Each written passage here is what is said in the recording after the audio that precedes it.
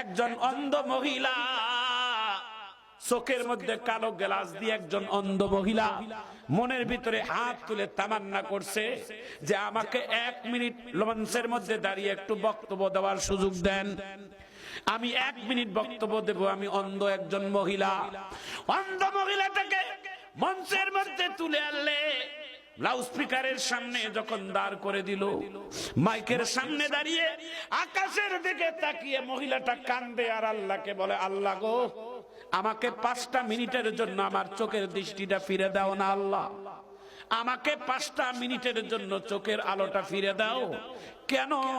কারণ আমি আমার নেতা তারেক রহমানের চেহারাটা একটা নজর আমি শুধু দেখব, আমি তারেক রহমানের স্ত্রী জুবাইদা রহমানের চেহারাটা আমি শুধু একবার দেখব। মহিলাটার আত্মনাদে তারেক রহমান তার চেহারার দিকে তাকাইয়া মায়ের কথা খেয়াল করে কান্দে, বাবার কথা খেয়াল করে কান্দে। আমার ভাইজান, আমার বন্ধুগণ, এই মহিলাটা কি এমন পরিচয় যেই মহিলাটা 5 মিনিটের জন্য চোখের দৃষ্টি ফিরাই চায় আল্লাহর কাছে তারেক রহমানকে দেখার জন্য।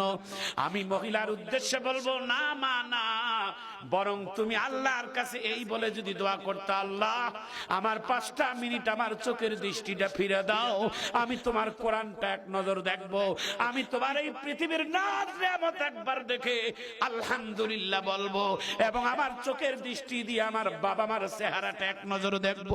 বাবা মার চেহারার দিকে যদি কেউ এক নজর তাকায়, একটা মকবুলিয়াত হজের সমতুল্য সওয়াব তার আমলনামায় দান করে। একটু চিৎকার দিয়ে জোরে বলা যায় না আল্লাহু আকবার। বাংলাদেশের একজন সাবেক সেনা প্রধানের সন্তান, নাম তার তারেক রহমান। বাংলাদেশে লন্ডন থেকে 17 বছর পর বাংলাদেশের মধ্যে আসার পরে 3 দিনের পর তার মাকে হারাইলো। বাবা তো বহু তাকে মারা গেছে, তার ছোট্ট একটা আদরের ভাই কোকো মারা গেছে।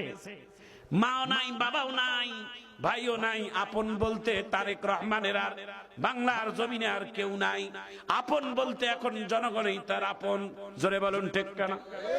দল যে পারেন সেই হোক, যেই দলে সাপোর্ট করেন আপনার রুচির ব্যাপার। মানবিক কারণে একটা এতিমের পাশে দাঁড়ানো আমাদের দরকার। জোরে বলুন ঠিক কিনা? ভাইজান আমার, বন্ধুগণ আমার, গতকালকে একটা জনসভায় বক্তব্য দেওয়ার সময় আমি দেখলাম হৃদয়টা একেবারে ভেঙে গেছে বক্তব্য দেওয়াটার সময়। কারণ এতিমের কষ্ট তো এতিমেরাই বোঝে।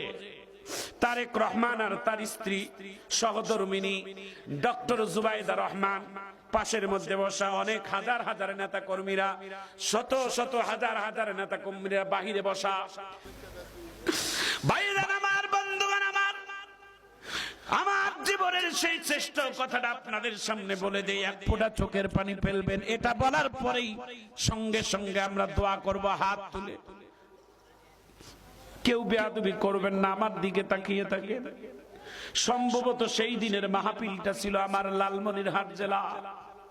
কোরআনের হাফেজদের মাথায় পাগড়ি প্রধান উপলক্ষে 10 জন কোরআনের হাফেজদের মাথায় পাগড়ি ছিল সেই দিনের মাহফিলে। মাদ্রাসার হাফেজদের মাথায় পাগড়ি দেওয়া, মঞ্চের সামনে 10 জন বাচ্চা সাদা পাঞ্জাবি, সাদা টুপি, সাদা পায়জামা পরে দাঁড়িয়ে গেছে। ওই সময় আমি একটা করে বাচ্চার মাথায় এইভাবে পাগড়ি পেঁচাই দিয়ে একে একে 9টা বাচ্চার মাথায় পাগড়ি দিলাম। আর শেষের একটা বাচ্চা শুধু বাকি আছে। ওই বাচ্চাটার মাথায় যখন পাগড়ি পেঁচাইতে গেলাম, যাইয়া দেখি বাচ্চাটা মাথাটা হেড করে দিয়ে চোখের পানি ফেলে ফেলে কান্দে, বুকটা তার ভিজে গেছে। বাচ্চাটার চোখের পানি দেখা মাত্র আমি বুকের মধ্যে জড়িয়ে নিয়ে বললাম, বাজান, তোমার 9 বন্ধুর মাথায় যখন পাগড়ি দিলাম তখন সবার মুখের মধ্যে হাসি দেখলাম, আনন্দ দেখলাম, তুমি কেন কান্দো বাজান, তোমার কি দুঃখ? বাচ্চাটা চোখের পানি ছেড়ে দিয়ে কান্দে আর বলে, হুজুর, আমার দুঃখ শুনলে আপনিও সহ্য করতে পারবেন না। আমি বললাম, কেন ভাজা? বলছে, হুজুর, আমার 9 বন্ধুর পিছনে তাদের ছায়া হিসেবে তাদের বাবারা দাঁড়িয়ে আছে। মাহফিল ইন্তেজামিয়া কমিটি সবার বাবাদের জন্য একটা করে টুপি, একটা করে রুমাল উপহার দিবে। আমার বাবা পিছনের মধ্যে দেখেন, আমার বাবা নাই। মাহফিলের 3 দিন আগে আমার বাবা আমার ছেড়ে এতিম বানিয়ে দুনিয়া থেকে চলে গেছে। আমার বাবার কথা খেয়াল পড়ছে বলে আমি আজকে পাগড়ি নেওয়ার সময় আমি চোখের পানি ছেড়ে দিয়ে কান্দি। বাচ্চাটার এমন কথা শোনার পরে মঞ্চের মধ্যে যত উপস্থিত ছিল সবাই তখন কান্দে, আমি নিজেও কান্দি, জনগণও কান্দে। বাচ্চাটাকে বুকে জড়াই নিয়ে বললাম, বাজান, যার বাবা নাই তার মা হচ্ছেন বাবা। তোর মাথায় পাগড়ি দিলাম, তোর মাকে নিয়ে যায় দেখা, তোর মা খুশি হয়ে যাবে। বাচ্চাটা আর হাউমাউ করে কান্দে আর ডাক দিয়ে বলে, হুজুর, আমার মা তো আমার বাবার বহুত আগে আমার এতিম বানিয়ে দুনিয়ার থেকে চলে গেছে। এই পৃথিবীতে আমার মা আগে চলে গেছে, আমার বাবা 3 দিন আগে মারা গেছে। আমার বাবা নাই, মা নাই, আমি একে সর্বহারা এতিম হয়ে গেছি। আজকে আমার মাথার পাগড়ি কে দেখবে হুজুর? আমার পাগড়ি দেখার মতো তো কেউ নাই, আমার আপন বলতে কেউ নাই। আজকে দেশের যদি প্রধানমন্ত্রী তারেক রহমান হয়, মা বেঁচে থাকলে খুশি হতো, কিন্তু কেউ দেখার মতো নাই রে বাজার। বাচ্চারা চোখের পানি ছেড়ে দিয়ে কান্দে।